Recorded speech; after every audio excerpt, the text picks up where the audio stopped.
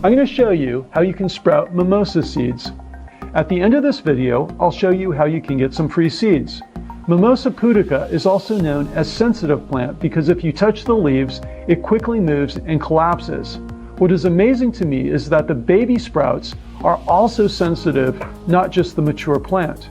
The first two leaves of a sprout are called the cotyledons, which are the embryonic leaves of the seed. Because there are two leaves, they are called dicotyledons or dicots for short.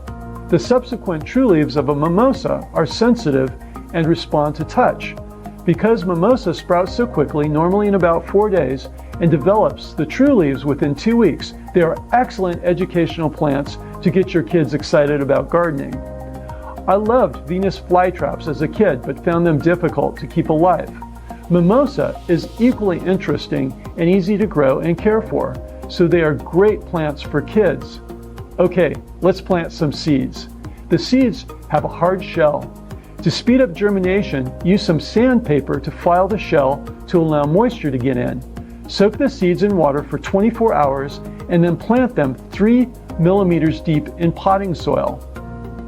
I'm planting them in this Vegetronix windowsill herb planter.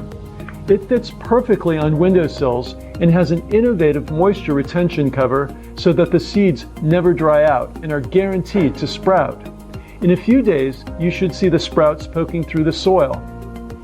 In the description down below, I have a link with details on how you can get some free Mimosa pudica seeds from Vegetronix and try it out yourself.